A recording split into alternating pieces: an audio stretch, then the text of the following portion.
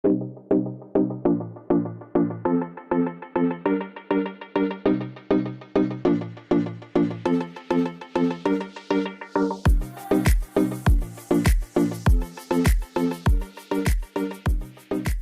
sabido que en la filosofía uno de los autores más difíciles de entender es Hegel. Como diría una vez Adorno, uno de los especialistas en Hegel, él decía, Hegel es el único autor en el que la mayoría del tiempo, es el único autor que conozco en que la mayoría del tiempo casi nunca entiendo lo que está diciendo. Pero para adentrarnos en el mundo de Hegel, en su filosofía, hoy tengo un invitado muy especial el cual nos va a hablar sobre aspectos generales para adentrarnos en la filosofía de Hegel. Él es Nicolás Tucapel. Hace poco él escribió un artículo muy interesante sobre estos aspectos y hoy le doy la bienvenida. ¿Cómo estás, Nicolás?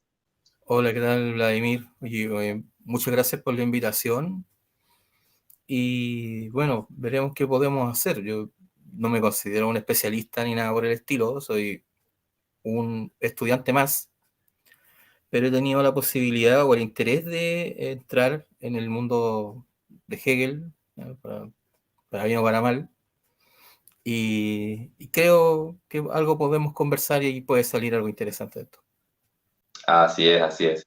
Sí, el artículo es muy interesante porque te da detalles muy prácticos que te ayudan a guiarte sobre esta temática, pues como todos sabemos, a veces Hegel es tan complicado, pero yo sé que con estos 20 aspectos generales la gente podrá adentrarse y estar guiado para saber lo que quería decir Hegel. El primer punto sobre Hegel es esta idea de Hegel y la realidad. ¿Qué significa o qué quiso decir Hegel acerca de esto? Eh, bueno, cada uno de estos puntos eh, dan como para largo ya, así que voy a tratar de ser lo más breve posible. Sí, Hegel ya desde su tesis de habilitación, cuando hace el trabajo de las órbitas de los planetas, ¿cierto? Él ya está criticando a Newton, ya está criticando el sistema de Newton, más allá de que esa tesis se le haya criticado a Hegel por temas matemáticos, ¿cierto? Pero ya hay un tema de lógica detrás de eso, que tiene que ver con otra cosa que otros filósofos lo han mencionado de una u otra manera, y es que la filosofía responde al pensamiento de su época, ¿ya? Gran parte del diálogo que tiene Hegel en toda su obra es con Kant. así es. Kant vendría a ser el filósofo de, vendría a ser el filósofo de la época del mecanicismo newtoniano, ¿ya? O sea, tenemos el fundamento de Newton, ¿cierto? Y Kant provee, de una u otra manera, un fundamento filosófico que responde o, digamos, se complementa bien con esa forma de mirar el mundo, ¿ya? Y eh,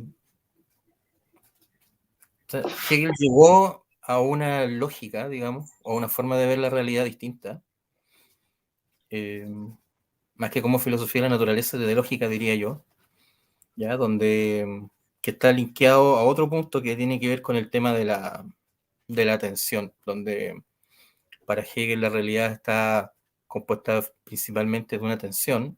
Ahora, eh, es una atención que no es una cosa, es una actividad, ¿ya?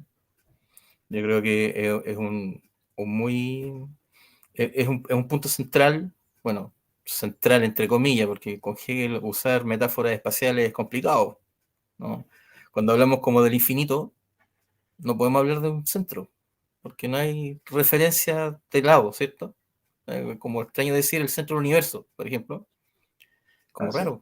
Si el universo es infinito, no tiene lados, ¿no? Entonces en Hegel pasa lo mismo, ¿no? Es difícil expresar eso en el lenguaje cosista que nosotros manejamos constantemente, ¿ya? Pero un punto importante dentro del el tema de Hegel es que existe esta actividad de ser, que es la que constituye la realidad.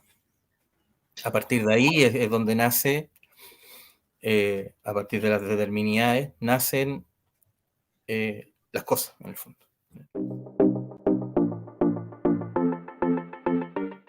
Así es, sí. Es, Este es, segundo punto sobre las cosas. ¿Qué significa para Hegel? Porque esta idea de las cosas es muy importante en la filosofía.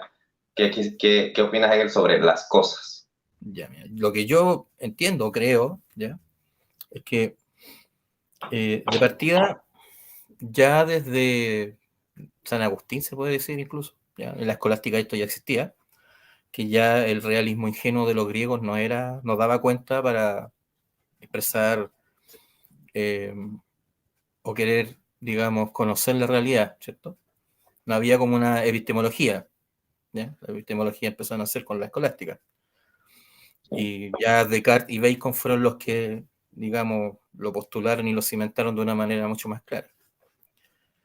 Bueno, Hegel es idealista, por supuesto. Entonces las cosas, o mejor dicho, claro, las cosas como tales, no es que Hegel diga que no existan, así como, pero no existen en sí y para sí. Digamos, no existen, no sé, uno tiene un vaso o lo que sea, las cosas no tienen esas propiedades en sí mismas. ¿Ya?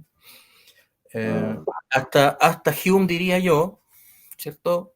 Quizá se pensaba de que la operación del conocimiento era, la operación de pensar las cosas era transparente, como que nosotros no hacíamos nada. O sea, nosotros captábamos la realidad de una manera objetiva. O sea, lo que nosotros captamos sí, con nuestros sentidos, ¿cierto? Bueno, eso es lo que Kant en el fondo viene a criticar y por eso es que nace la crítica de la razón pura, ¿cierto? que se creía que éramos una tabula rasa y simplemente recibíamos. Claro. Claro, Sí, eso es lo que dice en el fondo Locke, que, bueno, ahí es curioso que Kant le haya dado tanto crédito a Hume cuando con quien más diálogo es con Locke, ¿no? Se nota así que es. Kant, al escribir la crítica de la razón pura, tenía al lado el ensayo del entendimiento humano, más Mm, que, más que el tratado de la naturaleza humana de Hume, ¿ya? Pero lo cita mucho más, de hecho, pero bueno, cosas de cada quien. Claro, ¿qué pasa? Claro, desde Kant, ¿cierto? Ya sabemos que somos nosotros los que configuramos los objetos a así través de es. la subjetividad trascendental, etcétera. No, o sea, yo no soy un experto en Kant, pero creo entender en términos generales lo que él hace, ¿no? Por lo menos la crítica de la razón pura. Y Así es. Hegel se basa en eso mismo. Hegel no es que lo cambie, él también considera de que es el intelecto humano el que le da sentido al universo, en el fondo, ¿ya? Con la diferencia de que hay un componente ontológico en Hegel que no está en Kant, porque Kant dice que, bueno, las cosas sí no las podemos conocer, ¿cierto? Y Claro, Ya Fichte se lo critica y Hegel se agarra de eso, etc. así es. Pero en el fondo, creo yo que Hegel representa, no sé si la cúspide, pero digamos, quizá el desarrollo sistemático más elevado de ese idealismo, ¿ya? Claro. Donde sí, incluso podríamos tomarlo así, yo mucho menos soy experto en Heidegger, yo conozco algo, pero muy poco. Pero nosotros sabemos que, por ejemplo, en Ser y Tiempo, cuando Heidegger habla del Dasein, ¿cierto? Él dice esto de que nos movemos en un horizonte de sentido, ¿cierto? Y que el Dasein es el que se pregunta por el ser, y en el fondo hay un idealismo trascendental ahí, creo yo, ¿no? Gente que dice que no, que Sí, sí, no sé, pero yo en mi precaria experiencia, yo diría que el Dasein es bastante parecido a la subjetividad trascendental kantiana, en el sentido de que si, por ejemplo, se muriera toda la sí. raza humana, ¿cierto? No existiría nada. No habría nadie que se pregunte por el ser, no habría nadie que se pregunte o que Ahí diga que se tal te. cosa es tal cosa, ¿cierto? Entonces, en ese sentido, creo yo que, bueno, o sea, muy particularmente explícito desde Kant en adelante, eso como que se ha mantenido y Hegel es parte de ese eslabón, ¿ya? Si, no sé, por ejemplo, si toda la raza humana muriera, no existiría nada. No existiría nada en términos, no habría nadie que dijera que esas cosas existen. O sea, habrían un montón de, no sé, árboles que le llamamos nosotros, no habría nadie que le dijera árbol o planeta o lo que sea, no habría sentido. Claro, claro. ¿Ya? Entonces, en ese sentido, lo que Hegel busca hacer en su ejercicio, en general, es dar un fundamento lógico. Él busca, creo yo, responder dos preguntas básicas de la filosofía. ¿Qué es el ser y qué es el saber? La Claro. pregunta del ser en cuanto tal es la pregunta, digamos, que mueve la filosofía desde su inicio, y que Hegel cree haber respondido, ¿no? En la Claro, ciencia de desde la los lógica. presocráticos ya, Claro, tal los como era. presocráticos ya está eso, ¿cierto? Ya tenemos ahí los dos pilares, ¿cierto? Heráclito y Parménides. Ahí, ¿cierto? Ahí se sostiene todo el desarrollo filosófico occidental al menos. Que es la dinamicidad del ser. ¿Qué quiere decir esto? Ah, mira, pasa que es un poco lo mismo de antes, pero traté de especificarlo mejor, que el ser ontológico en Hegel, ¿cierto? Es una actividad de ser. O sea, es, digámosle, un proceso, ¿ya? Pero no es una cosa. Es difícil como a veces como imaginárselo, pero Sí, Hegel en la ciencia de la lógica lo dice. Dice que no hay que verlo en términos espaciales ni en términos temporales, y, y que incluso dice en una parte, cuando parte de la ciencia de la lógica, ¿cierto? Dice, hay un párrafo que se llama determinidad y después viene ser, nada de venir, nada de ¿ya? venir, sí.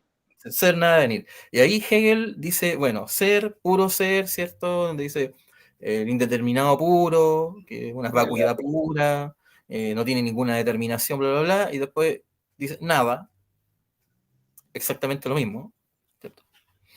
Y él dice ser y nada es. Yo creo que puse la cita.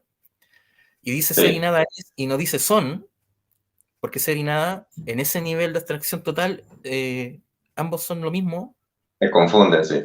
son son meras abstracciones. Yo diría que lo que Hegel quiere mencionar es cuando la gente dice, cuando, no sé, pues, la pregunta típica, oye, ¿qué es el ser? ¿Eh? Entonces Hegel dice, no, si tú te preguntas por ser hacia secas, es una mera abstracción que no tiene ningún significado. Que en el momento en que tú quieres decir el ser, ahí ya lo estás determinando. Por eso Claro, cuando Hegel hace todo este trabajo de las determinidades, ¿cierto? En el fondo son como categorías, ¿no? No es que en cierto sentido es parecido a lo que Kant hace en la crítica de la razón pura, con la diferencia de que Hegel usa otros argumentos, pero el esqueleto es parecido, o la intención es como parecida. Claro, pero en el momento en que uno dice el ser, ya lo determina, porque cuando le pone un borde, ahí pasa a ser algo. Eso es lo que Hegel nos quiere decir, cuando en la primera página nos dice ser, nada, devenir, y para él el comienzo ontológico es el devenir, cuando ser y nada, como, como diferenciados absolutamente, se determinan el uno al otro. Entonces, el ser pasa a la nada y la nada pasa al ser, pero no en un aspecto sucesivo temporal, sino que es al mismo tiempo, está como superpuesto. Estoy sí, mezclando un poco lo. No quiero mezclar el tema de los puntos, pero bueno, lo que sigue, el punto 4 es la continuación del siguiente, porque con Hegel pasa de que es difícil dar una respuesta breve y quedarse ahí, porque sí, lo sí, difícil todo es es el una tema de, conexión de cosas. claro, porque nace el tema y te dicen, oye, pero ¿qué es un llegar a ser y por qué? Y uno ahí prosigue, entonces es difícil como, o sea, ni Hegel lo hizo, digamos, Hegel tuvo que hacer un montón de frases subordinadas, ciertas repeticiones con matices. Hay una parte en la fenomenología que es muy interesante cuando Hegel dice que la conciencia, algo así como, tiene la certeza de ser toda la realidad. En la parte cuando Sí, entra la razón, ¿ya?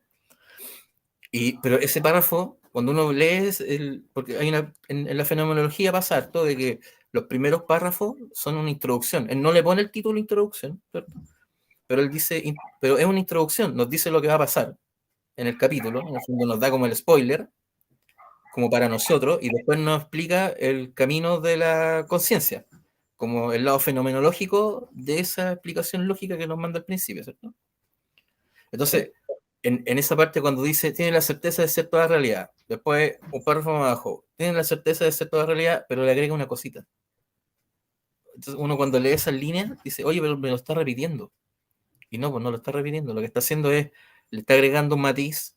Cada vez que lo dice, hace un desarrollo y después lo dice de nuevo y le agrega un pequeño matiz, porque Hegel comprende que lo que él quiere decir es difícil de decir. No es que, no es claro. que quiera ser oscuro, eso es otra cosa, que no es que Hegel quiera ser oscuro porque quiere, No es que diga, no, yo voy a hacer una filosofía complicada y lo voy a escribir de la manera más oscura y extraña posible para que nadie me entienda.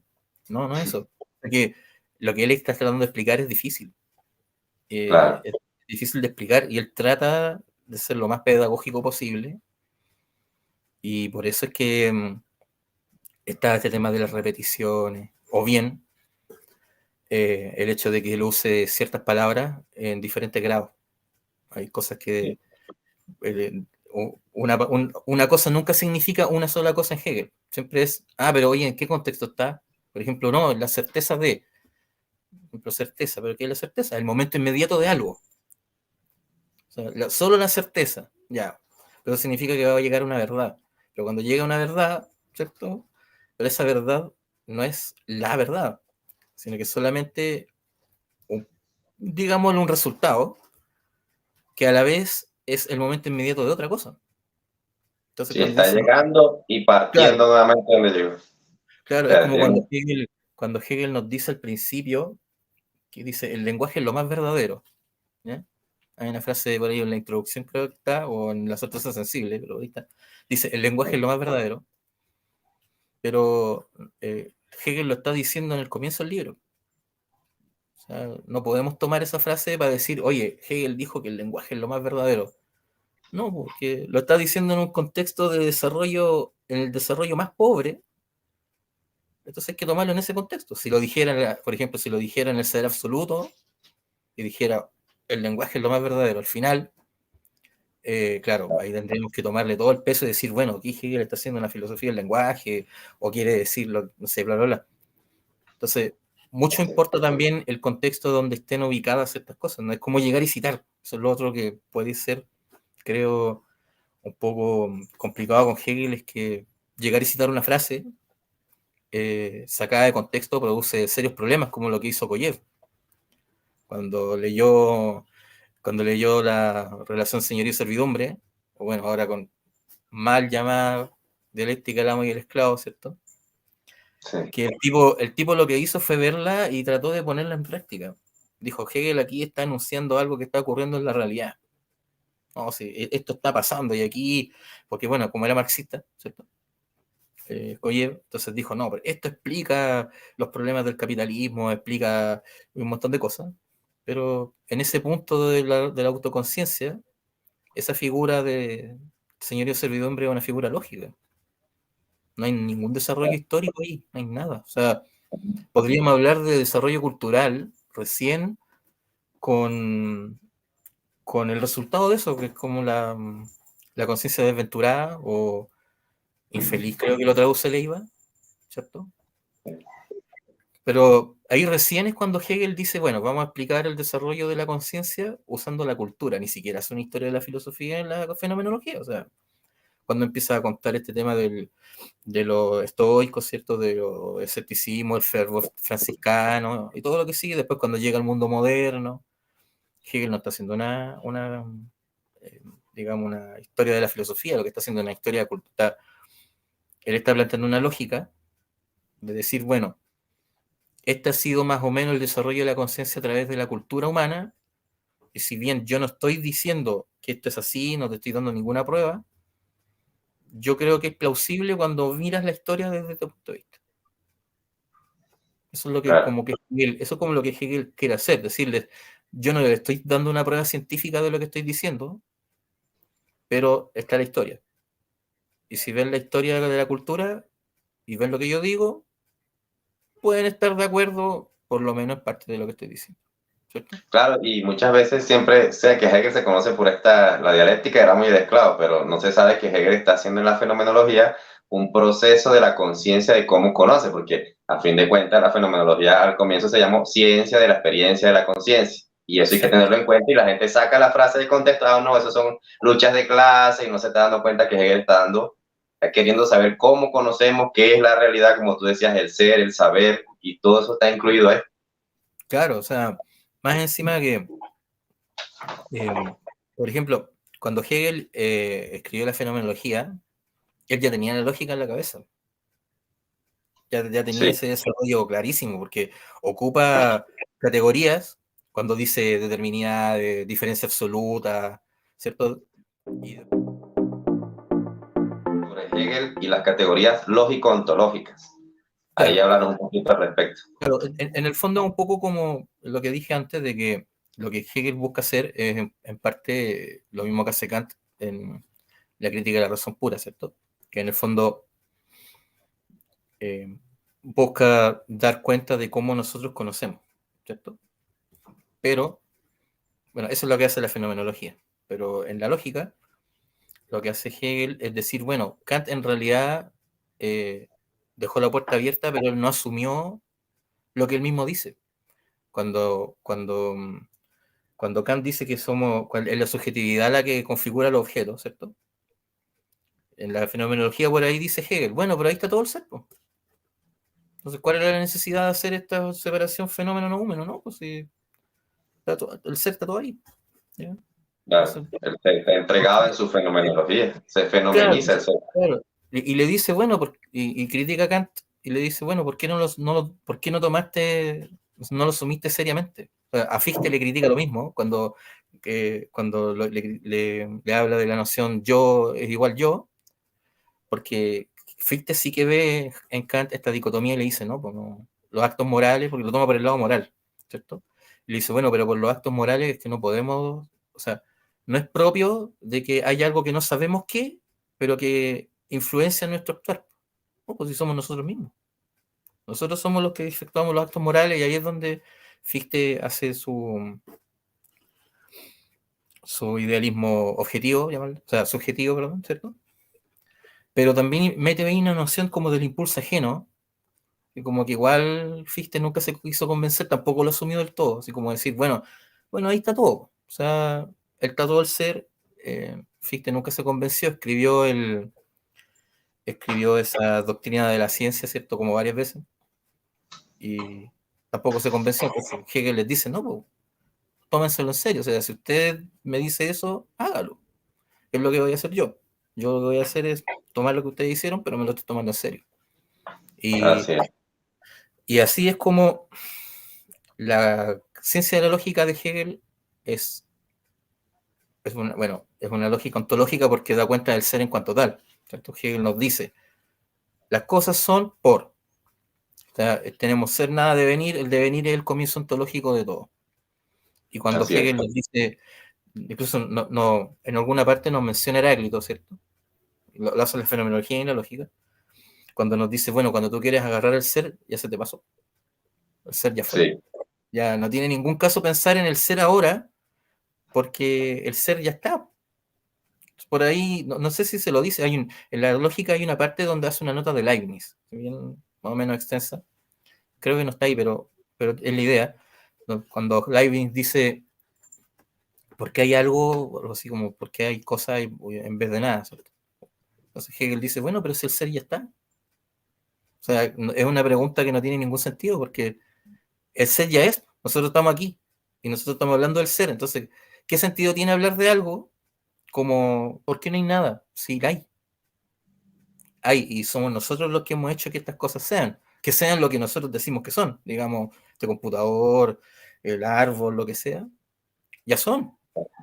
Entonces, ¿qué sentido tiene? Es como una pregunta tautológica, una sí, claro. dentro de la cosa que quiere decir Hegel. Entonces, um, Sí, eso lo decía Félix, que Hegel intenta resolver este problema metafísico del ser y Hegel, no, venga, vamos a resolver esto aquí de una vez porque no encontraban todavía la respuesta a esto.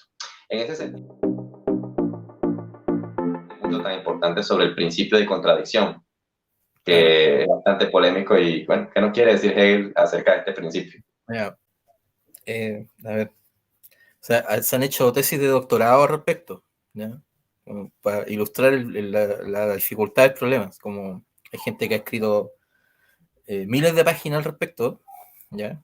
Y no sé, en 5 minutos difícilmente lo vamos a resolver. ¿Ya? Ahí, a ver, lo que hace Hegel es llamarle proposición, ¿ya? No le llama principio, ¿cierto? Le llama proposición porque para Hegel el principio de no contradicción aristotélico, ¿ya? Es súper razonable. Es razonable para formular discursos, para dar cuenta de formalidades del lenguaje, pero no para dar cuenta de la realidad ontológica. Sí es. ¿Ya? Sí, Hegel nos dice, no, es que mucho de lo que Hegel dice es, bueno, si usted dice algo, tómeselo en serio, ¿no? Y dentro de eso está la contradicción. Entonces, para Hegel, en la lógica lo expone, es decir, lo que la gente en general entiende por contradicción es mera contraposición. Es como un ejercicio dicotómico. O sea, está esto en oposición, contradicción, o sea, en contraposición a algo. Pero la contradicción no funciona de esa manera.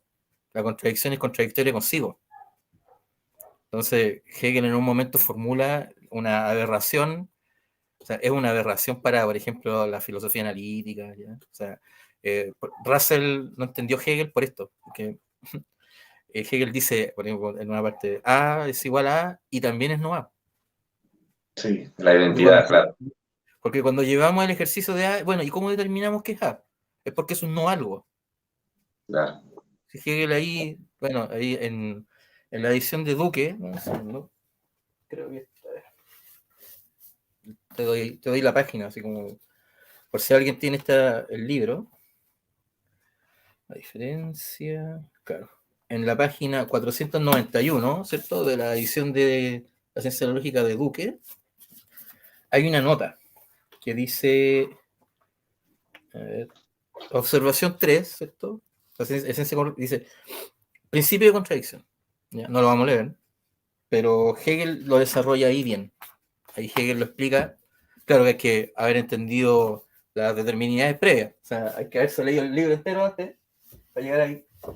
Pero ahí en el Claro, esa fondo, idea de que cuando yo voy a identificar A, tengo que ir a no A, claro, porque como esto lo decía Félix Duque la otra vez, decía, como lo decían los antiguos, el individuo es inefable, o sea, una cosa sola es imposible de identificar, yo tengo que ir a su no cosa, a su otro no ser, para poder conocer este, o sea, siempre hay exacto, una relación. exacto, pues la singularidad no se puede decir.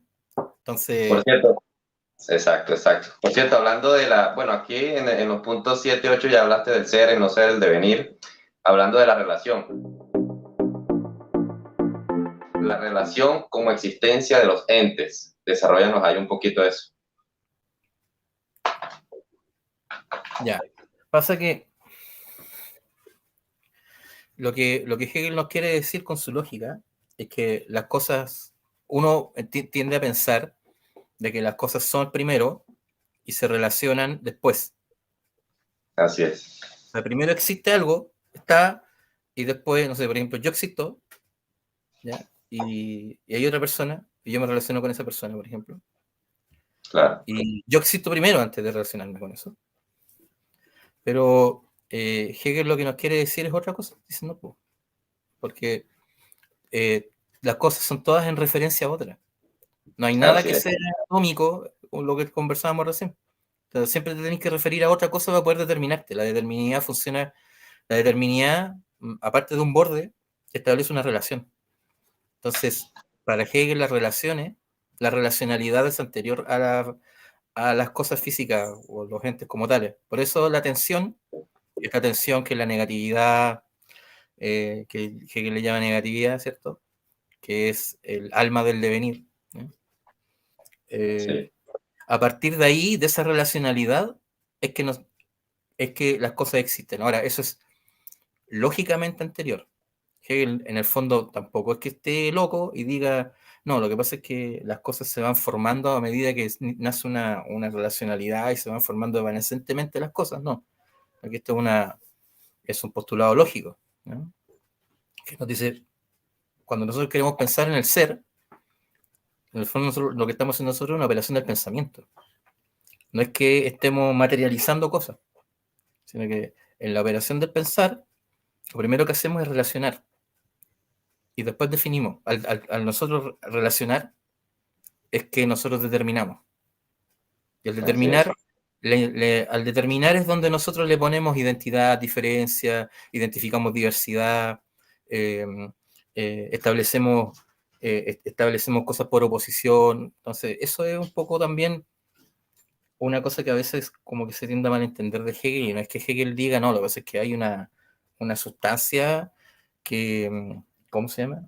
que va generando las cosas así como de la nada, ¿ya?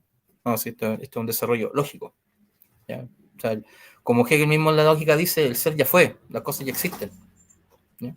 Pero cuando queremos dar filosóficamente digamos, dar cuenta de por qué las cosas son, nosotros estamos dando una respuesta racional. Eso es lo que Hegel nos está diciendo. Racionalmente esto debería ser de esta forma. De hecho, así es como Hegel establece que se debería relacionar el espacio y el tiempo. Sí, ese es uno de los puntos que te iba a hablar, ¿no? Háblanos sobre el espacio y tiempo en Hegel, que es el Claro, punto de tu artículo número 16, creo que es. claro que en el fondo Hegel anticipa un poco a Einstein en la relatividad general, en la fenomenología, porque él, por filosofía dice, bueno, pero es que no podemos, el espacio y el tiempo no pueden ser meros postulados de la razón. No pueden ser como condiciones, simplemente condiciones a priori, como lo que pasa en la crítica de la razón pura, ¿cierto? Tienen que ser, tienen que ser condiciones ontológicas. Entonces, ¿cómo es eso? Bueno, la negatividad, ¿cierto? Al hacer ser, ¿cierto? Se exterioriza como, esa negatividad se exterioriza lógicamente, ontológicamente como naturaleza y se interioriza como historia humana. Ahí hace ese ciclo que es, que en el fondo que nos está diciendo es que en la lógica hay una parte donde, bueno, Hegel explica varias cosas de determinidades, pero en algún punto la contradicción cae a lo que él llama el fundamento. ¿Ya? El fundamento hay que imaginárselo como un pozo, ¿ya? Digámoslo así, o una olla de agua, donde la contradicción es como el azúcar en el té, digamos que se disuelve, ¿cierto? La contradicción se disuelve en el fundamento y pasa a ser constitutivo de ella, pero le otorga una cualidad o una determinación. No, no es que sean coexistentes, sino que son una y la misma cosa, pero que se van agregando atributos, por llamarlo así. Entonces, si uno le echa azúcar a un té, queda más dulce. Ahora, nosotros no percibimos el azúcar ahí, cuando nos agarramos el té, pero, o sea, no la vemos. No podemos diferenciar el agua, el té y el azúcar, ¿cierto? Porque son todo lo mismo, están disueltos. Pero sí podemos identificar el dulzor o el sabor del té. Más o menos, más o menos así es como funciona el asunto como en Hegel, que las cosas se disuelven entre sí y se van constituyendo, pero no como partes separadas.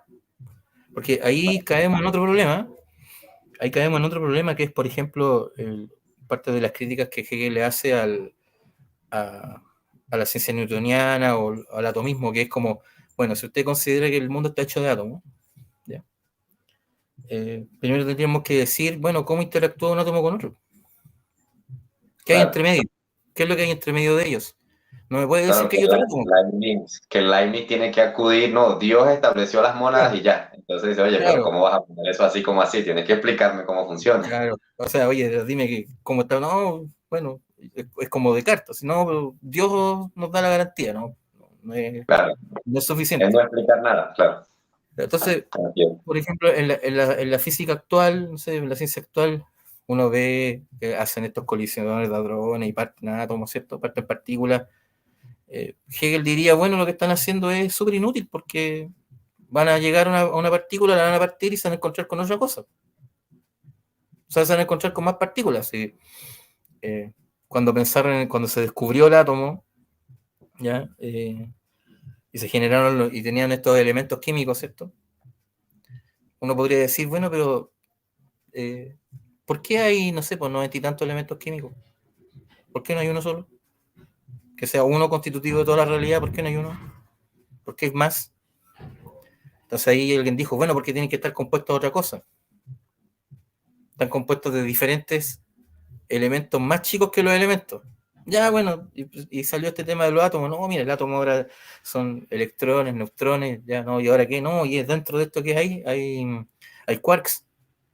Todo, oh, Claro, bueno, descubrimos el quark, increíble. Ya, pues ahora partieron el quark. ¿Qué hay? Bosones. No, tal bosón, ya, excelente. Pero ¿y eso cuándo va a parar? Si lo vemos no científicamente, sino que lo vemos de un punto de vista filosófico, lógicamente ese proceso no va a terminar nunca. Porque en ningún momento van a llegar a una... O sea, lógicamente no tiene sentido de que lleguen a un elemento particular que sea indivisible.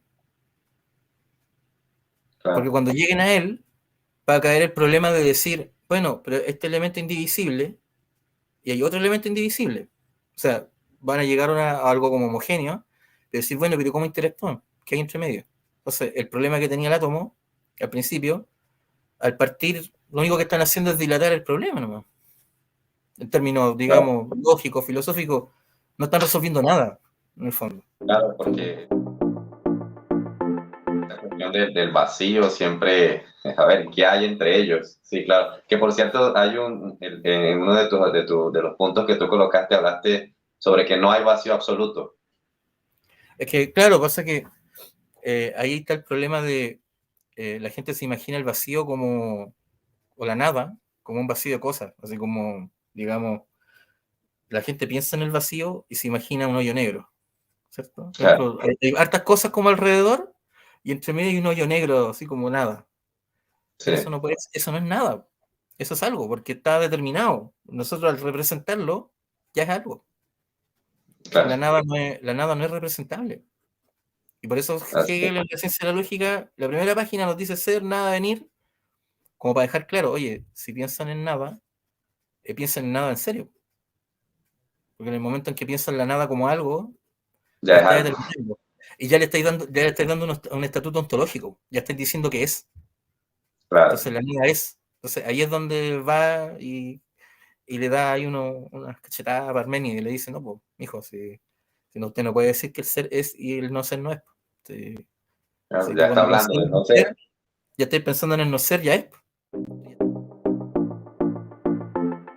Estás diciendo que así es. es. O sea, Hablando de entonces, eso, sobre el lenguaje, uno de los puntos que tú colocaste es este problema del lenguaje, el problema cosificador del lenguaje. ¿Cómo claro, podemos desarrollar eso con Hegel? lo que pasa es que es difícil porque, eh, digamos, nuestro pensamiento, o nosotros nos movemos en la vida como Aristóteles. ¿Ya? La gente, el sentido común es un sentido común aristotélico. Nosotros asumimos que las cosas son, ¿cierto? Y asumimos que todo está hecho de cosas, y asumimos que las cosas son, como dice Hegel, en y para sí, ¿ya? O sea, que tienen un ser subsistente de suyo, particular, atómico, separado, ¿cierto? Sustancial, sí, Claro, entonces, pero, o sea, eso nosotros, o sea, así nos movemos en el sentido común, pero la gente que estudia filosofía u otras cosas, o los mismos científicos saben que no es así. Hace ya miles de años que sabemos que eso no es verdad. Pero sin embargo, eh, el sentido común persevera, porque nuestros sentidos nos hacen actuar de esa manera y por eso mismo es que el lenguaje en el fondo refleja la forma en la que nosotros nos desenvolvemos en el mundo. claro, Y por eso el lenguaje es cosista, porque en el fondo cuando uno quiere definir algo, uno al decir es que quiero definir algo, al decir algo ya lo está cosificando. ¿Cómo, de qué claro, manera yo puedo decir, de qué manera yo puedo señalar algo y a la vez decirles, no, pero mira, piensen en esto, o sea, represéntenselo, pero no como cosa. La representación ya es cosista. O sea, ya tener una imagen mental o una imagen conceptual de algo es representarlo. Ya estamos determinando, ya lo estamos volviendo ente, ¿cierto? claro. Entonces, Claro, este es un problema ejercicio complicado. que Hegel incluso creo que habla esto en la fenomenología cuando dice la sustancia, nosotros pensamos que hay una sustancia inmóvil y se le aplican los predicados, pero resulta y pasa que cuando uno analiza las cosas, ese piso inmóvil, dice Hegel, comienza a tambalear y no es así como uno práctica o intuitivamente cree.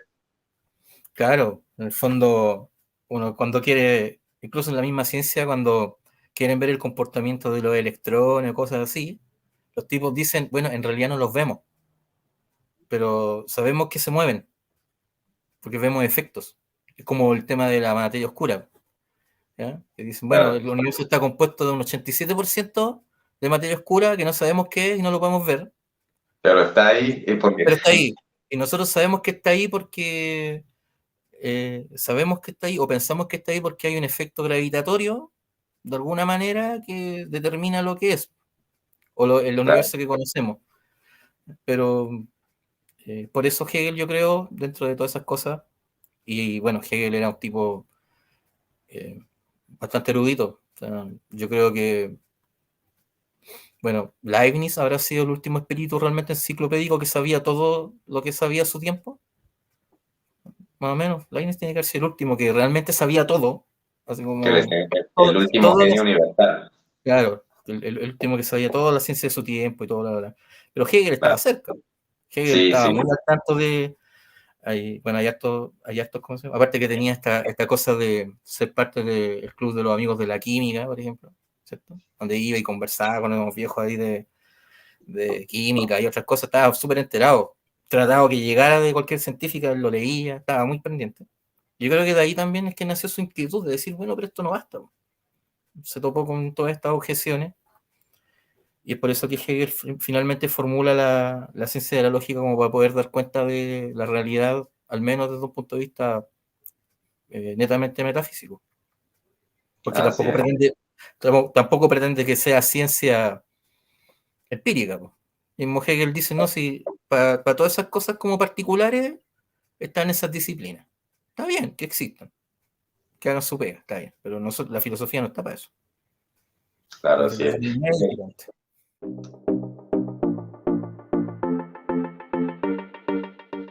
Hegel en el punto ya casi el último, el punto número 19 cuando hablas de los fenómenos como resultado del devenir, lo que vienes Mm, comentando. claro, en el fondo, la actividad de ser, eh, bueno, bien resumido, podemos tomar el primer devenir, ¿cierto? Y bueno, y ese devenir se va complejizando, ¿ya? Pero se va complejizando no espacio-temporalmente, sino que a medida que más pensamos, más determinidades le ponemos. Finalmente Hegel llega a un punto en el desarrollo donde dice, mira, hay un momento dado que cuando llegamos a la contradicción y la tomamos en serio, ¿ya? Y esta contradicción se disuelve en el fundamento, este fundamento es el piso lógico ontológico de donde nacen los fenómenos. O sea, los dos primeros libros de la ciencia de la lógica son solamente para llegar a decir, bueno, desde aquí hacia allá hablemos de fenómenos. Recién ahora estamos autorizados para hablar de fenómenos. Y ahí es donde él Okay. dice que el fundamento pasa a la existencia, esta actividad de ser, ¿cierto? A través de la relación esencial, es cuando el ser se muestra. ¿Ya? Que bueno, es un poco como, o se desoculta, si citamos a Heidegger, ¿cierto? El ser se desoculta. Está ahí, po. Y cuando Hegel nos dice en la fenomenología, es que el ser está, en el fenómeno está todo el ser. Hegel está Claro, pensando en esto, está pensando en todo el desarrollo lógico que ya hizo en el libro El ser de la esencia, y nos dice, bueno, ahora estamos en condiciones para mostrar el fenómeno y decir, este fenómeno tiene todas las determinidades y tiene toda la carga ontológica que vengo desarrollando 500 páginas para atrás, y yo por eso digo en la fenomenología que el fenómeno está todo el ser. Ahí recién uno dice, por eso este está diciendo que está todo el ser. Por eso critica a Kant. Y claro, ahí hay un círculo vicioso de comprensión ahí porque la fenomenología es la introducción al sistema. Bueno, sistema entre comillas. ¿Ya?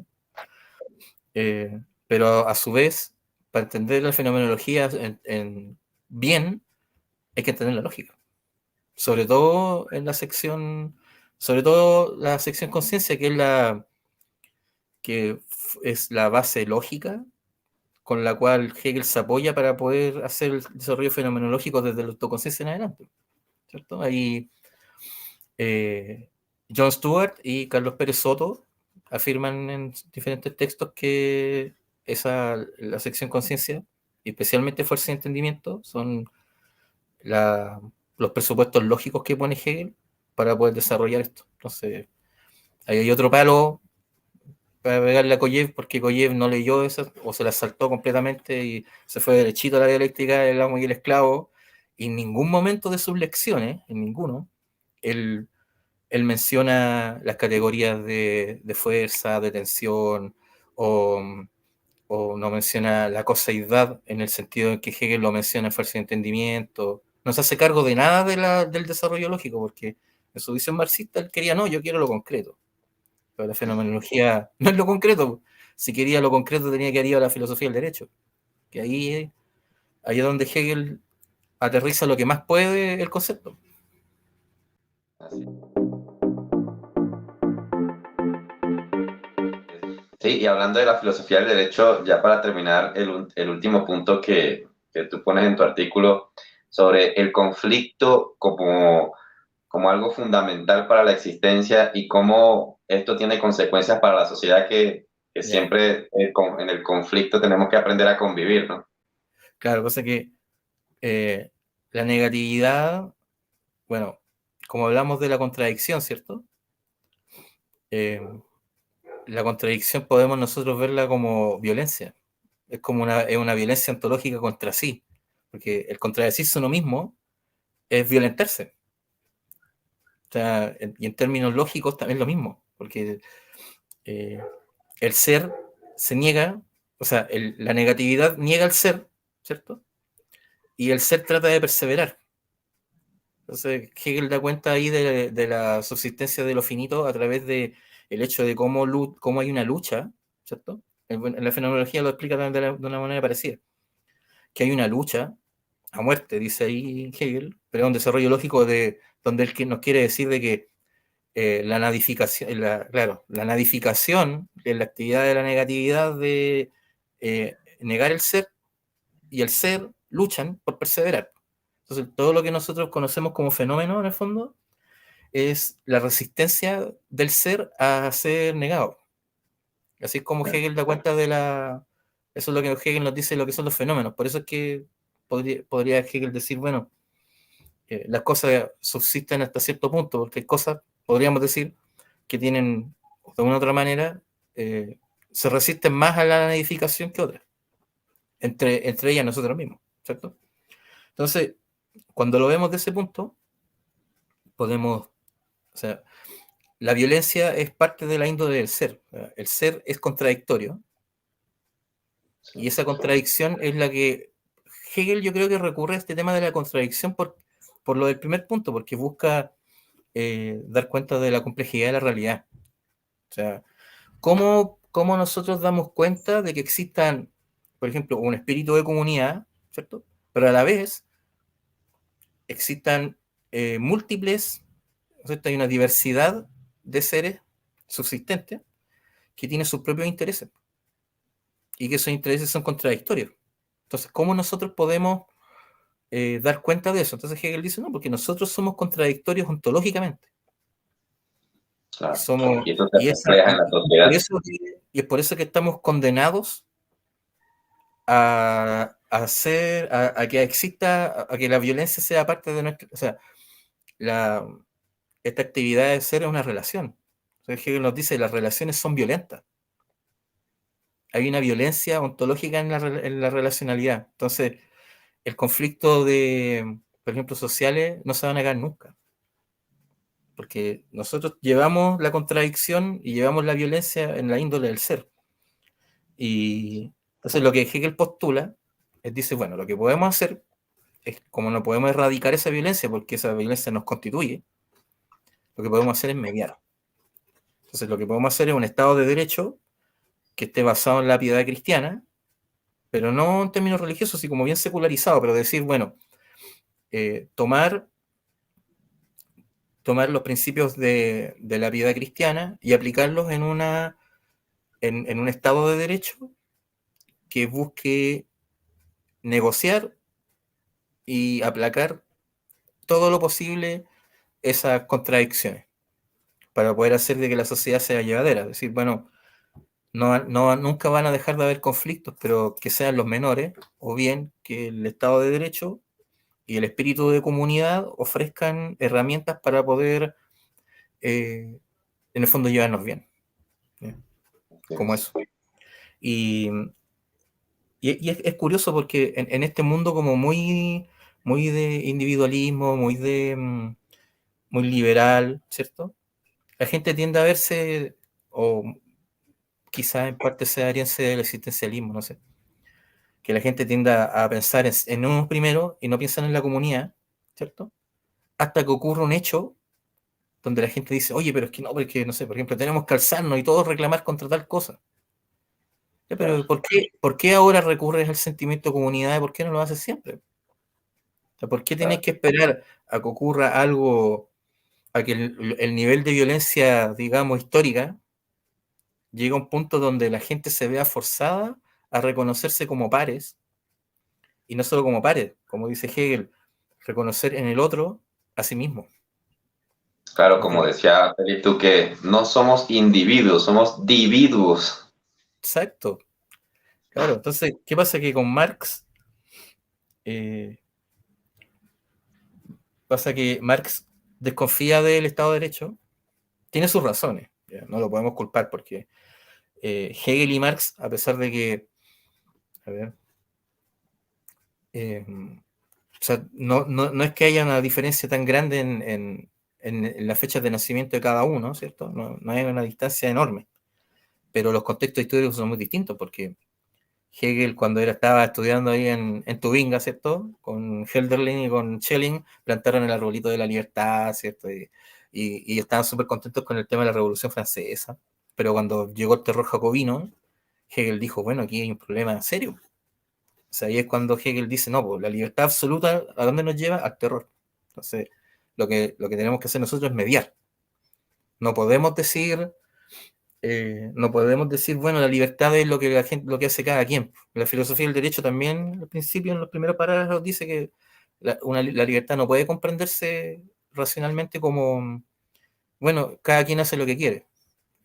Lo dice así como Claro, con esas palabras, como bien. Entonces Marx lo que dice es que acepta que la violencia es ontológica. Bueno, él se educó en la escuela hegeliana, así que él comparte como a pesar de que no hay registro de que él haya estudiado la lógica en forma bien, digamos, sí, concisa, se sabe que la leyó, o le echó una ojeada. En una carta por ahí dice que le echó una ojeada, pero en el fondo se educó con Edward Gans, se educó con Feuerbach y con otros. Entonces, aprendió a mirar el mundo hegelianamente y acepta esto. Dice, bueno, hay una violencia ontológica, ya, no lo podemos erradicar. Pero aparte hay una violencia que es histórica, que es social, que se genera por la interacción de la clase. Y esa violencia sí la podemos erradicar. Y por eso que Marx dice, no, po, la violencia ontológica efectivamente no la podemos erradicar y siempre va a haber conflicto. O sea, ese cuento que pintaron los marxistas o muchos marxistas de que con el comunismo se iba a acabar, en el fondo se iba a acabar toda conflictividad y íbamos a estar como en un paraíso como rusoniano, donde todo el mundo se iba a llevar bien y que no iba a haber ningún problema y íbamos a estar todo bien. Eso, ni Marx creía en eso. O sea, no, pero sí habían niveles de violencia que podemos erradicar a través de la revolución. O sea, no, porque con la lucha de clases tenemos que ser capaces de eliminar, por ejemplo, las constantes ventajas que el Estado de Derecho le da a la clase dominante. claro, y una de las cosas que yo veo en Hegel es que, claro, algunos marxistas dicen, no, esta es la solución y así es, claro, pero es que en Hegel no hay un punto congelado, Hegel es un devenir. En Hegel llegas a un lugar para ya negar ese lugar y seguir avanzando. Y O eso es lo sea, que pasa muchas veces con y esto, con la ahora, sociedad. claro, el tema con el marxismo es bien complejo porque digamos que Marx no era marxista. ¿No? Es como, lo que voy a decir es bien curioso porque Marx nunca pensó, nunca elaboró una filosofía sistemática. ¿Ya? O sea, digamos que él hizo crítica de economía política, pero él no buscó, no hizo un sistema como, o no buscó dar cuenta de toda la realidad, como por ejemplo lo quiso hacer, no sé, pues, Spinoza, Leibniz o mismo Hegel. ¿Cierto? Claro, Entonces, fue Engels el que fue y Engels completó todos los vacíos.